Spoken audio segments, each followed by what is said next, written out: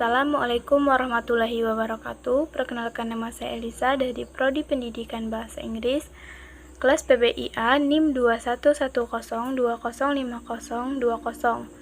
Hari ini saya akan membacakan materi dari kelompok kami, yaitu materi yang pertama, pengertian sejarah Islam. A. Pengertian sejarah Islam. Sejarah Islam terdiri dari dua unsur kata yang terbentuk dalam kesatuan, yakni kata sejarah dan kata Islam. Pertama, akan kita bahas pengertian dari kata sejarah. Kata sejarah berasal dari bahasa Arab, sajarotun, yang berarti pohon. Dalam pengertian ini, sebagai pohon, sejarah sering dipahami sebagai cerita masa lalu, mempunyai akar yang menjadi asal-muasal peristiwa yang dikenal sepanjang waktu.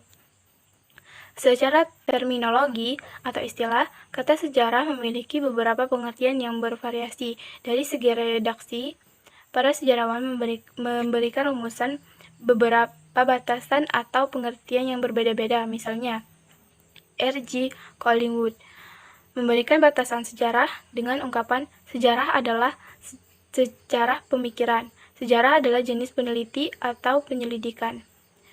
Sejarah ilmuwan atau sejarah Muslim bernama Ibnu Khaldun mendefinisikan sejarah sebagai catatan tentang masyarakat umat manusia atau peradaban dunia, tentang perubahan-perubahan yang terjadi pada watak masyarakat itu, seperti kelahiran, keramah tamahan, dan solidaritas golongan. Dan beberapa ilmuwan atau sejarawan yang lainnya juga memiliki rumusan yang berbeda.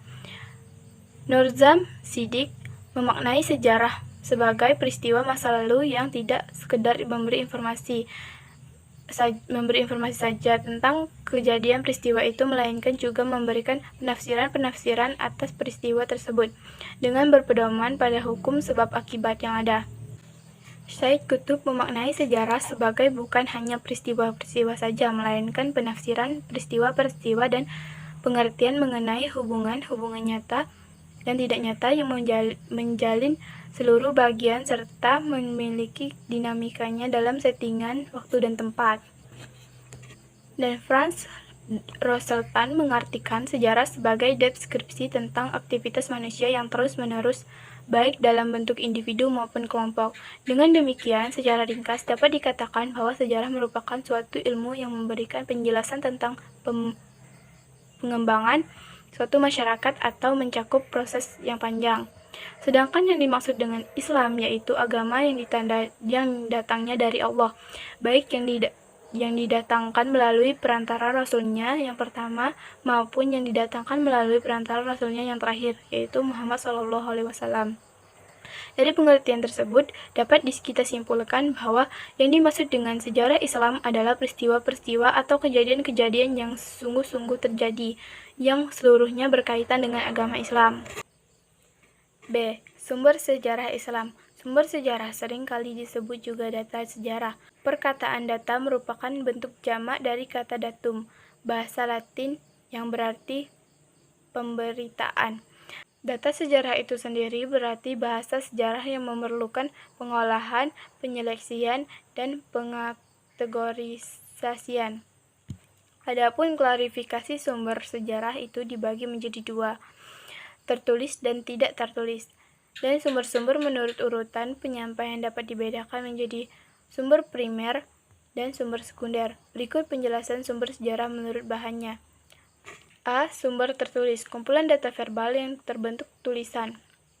Dalam arti sempit kita bisa disebut dengan dokumen. Data yang tercantum dalam bahan-bahan dokumenter itu pada dasarnya merupakan alat untuk mempelajari permasalahan tertentu, terutama tentang permasalahan yang tidak dapat diobservasi lagi atau tidak dapat diingat lagi. Namun, bahan-bahan itu juga seringkali tidak lengkap, tidak korespondensif dengan model konseptual, bahkan tidak memuat sama sekali data yang relevan bagi permasalahan yang sedang diselidiki. B. Sumber tidak tertulis. Termasuk dalam kategori sumber tidak tertulis itu adalah artefak dalam sumber lisan. Artefak dapat berupa foto-foto, bangunan, atau alat-alat. Sumber tidak tertulis lain adalah sumber lisan. Sumber ini secara metodologis merupakan bahan intik bagi sejarah lisan. Pengetahuan tentang kejadian-kejadian masa lampau didasarkan pada data atau informasi yang masih tersebar secara lisan. Sumber sejarah menurut urutan penyampaian ada dua, yakni sumber primer dan sekunder.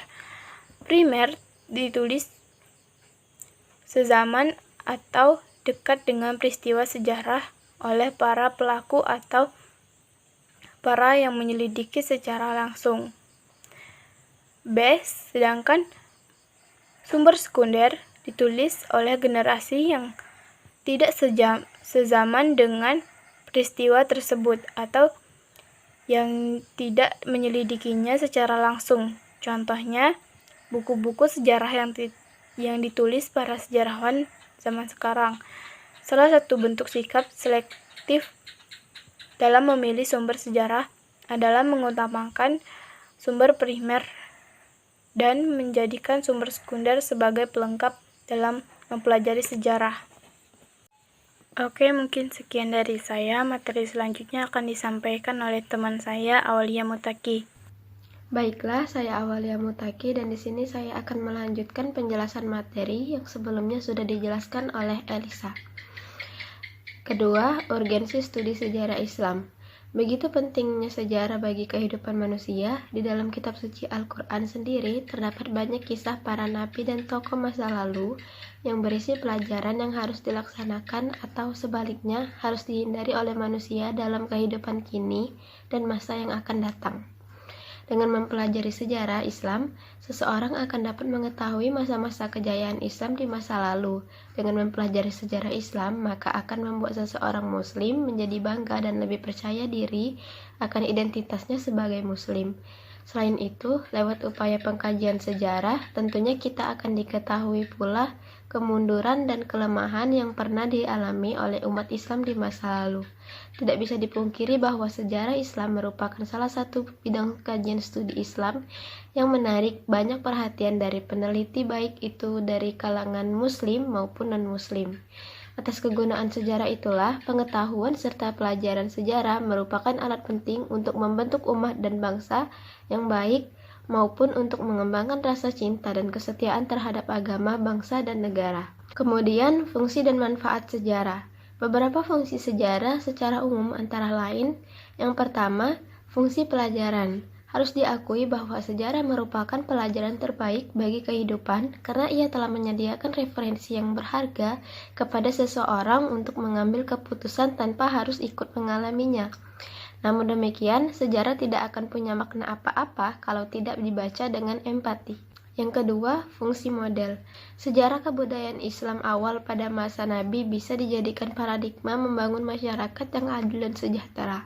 Tokoh sejarahnya seperti Nabi Muhammad dan para sahabat bisa dijadikan uswah atau model untuk kehidupan masyarakat. Yang ketiga, fungsi rekreasi. Benda-benda peninggalan sejarah peradaban Islam baik yang berupa situs ataupun tempat sejarah, gedung dan bangunan maupun barang-barang lainnya yang dijadikan 18 objek rekreasi yang akan menyenangkan bagi pengunjungnya. Berikut ini adalah contoh beberapa manfaat dari mempelajari sejarah. Yang pertama, menumbuhkan kesadaran komunitas, kemudian membangkitkan inspirasi, membiasakan berpikir kontekstual, mendorong berpikir kritis, dan juga menghargai jasa masyarakat sebelumnya. 3. Kehidupan sebelum adanya Islam. Al-Quran menggambarkan bahwa situasi kehidupan bangsa Arab sebelum Islam banyak terjadi perilaku penyimpangan yang terdapat pada masyarakat Arab sebelum Islam. Dalam bidang akidah, mereka mudah jatuh ke dalam persekutuan Tuhan dengan mempercayai benda-benda selain Tuhan. Dalam bidang ibadah, mereka telah menyembah berhala yang mereka bikin sendiri. Mereka telah keliru dan tersesat dalam menggunakan akal sehatnya. Dalam bidang akhlak, mereka telah menerapkan pola hidup bebas tanpa batas dalam memperturutkan hawa nafsu syahwat dan nafsu materi. Kemudian dalam bidang politik, mereka menerapkan pola ekonomi liberal, monopoli, kapitalisme, dan menghalalkan segala cara. Dan dalam bidang sosial masyarakat Arab, sebelum Islam terbagi atas dua kasta, ada kelompok majikan dan kelompok buruh. Sistem sosial yang didasarkan pada garis keturunan, harta benda, dan jenis kelamin. Baiklah, itu saja yang dapat saya sampaikan. Materi selanjutnya akan disampaikan oleh Rizky Afriansyah. Baiklah, saya akan melanjutkan materi dari Aulia. 4. Periodisasi sejarah Islam. Periodisasi merupakan pembabakan waktu.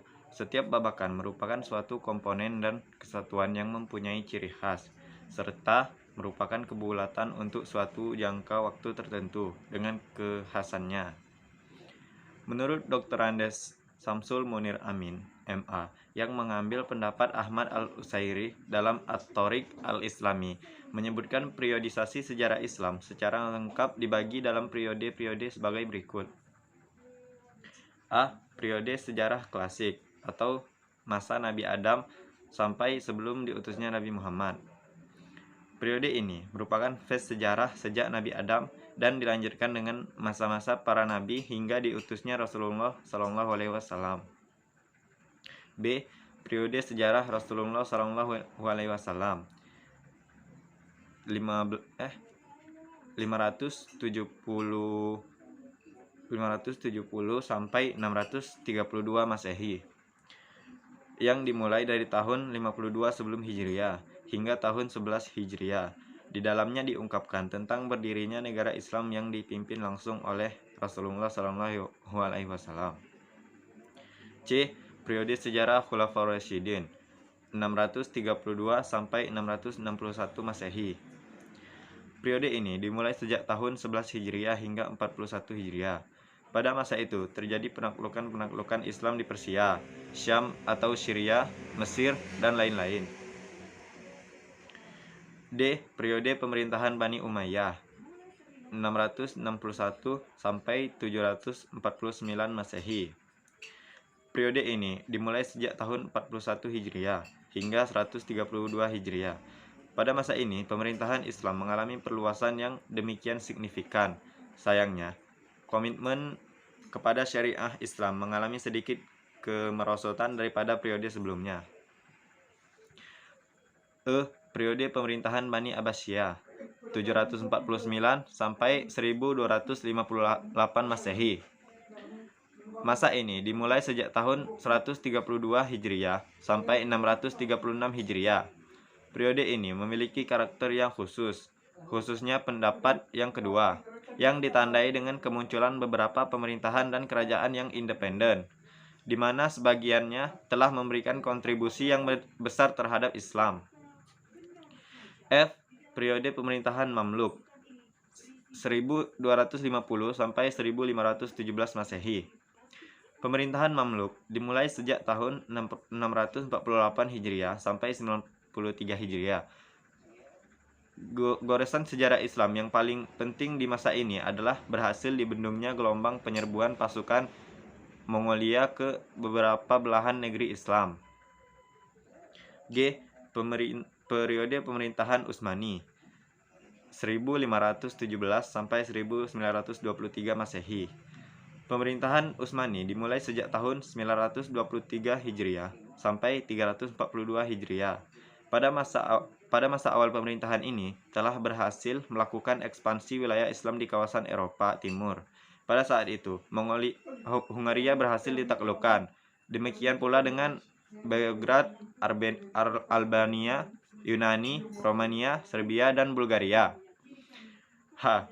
Periode dunia Islam kontemporer 1992 sampai 2000 Masehi. Periode ini merupakan masa sejarah umat Islam sejak berakhirnya masa dinasti Turki Utsmani hingga perjalanan sejarah umat Islam pada masa sekarang. Baiklah, materi selanjutnya yaitu 5. Perkembangan studi Islam di Indonesia. Perkembangan studi Islam di Indonesia dapat digambarkan dengan demikian, bahwa sistem pendidikan Islam di Indonesia terbagi menjadi berbagai macam, yaitu A. Sistem pendidikan langgar adalah suatu sistem pendidikan yang dijalankan di langgar atau surau atau masjid. Kurikulum yang diajarkan bersifat elementar, yakni mempelajari abjad huruf Arab. B. Sistem pendidikan pesantren, di mana seorang kiai mengajari santri dengan sarana masjid sebagai tempat pendidikan dan didukung oleh pondok sebagai tempat tinggal santri. C. pendidikan di kerajaan-kerajaan Islam dan kelas. Dimulai pada masa kerajaan Samudra Pasai di Aceh. Selain itu juga ada kerajaan Perla, kerajaan Aceh Darussalam, kerajaan Demak, kerajaan Banjarmasin, dan kerajaan Banjarmasin. Kemudian pada abad ke-20 muncul madrasah dan sekolah-sekolah model Belanda oleh organisasi Islam seperti Muhammadiyah, Jannah Al-Khair, dan NU atau Nahdlatul Ulama. Kemudian setelah proklamasi, perlahan-lahan mulai didirikan perguruan tinggi agama Islam negeri. Baiklah, demikianlah video presentasi makalah dari kelompok 7. Bila ada kata yang salah kami memohon maaf, kepada Allah kami memohon ampun. Saya akhiri. Wabillahi taufik wal hidayah. Wassalamualaikum warahmatullahi wabarakatuh.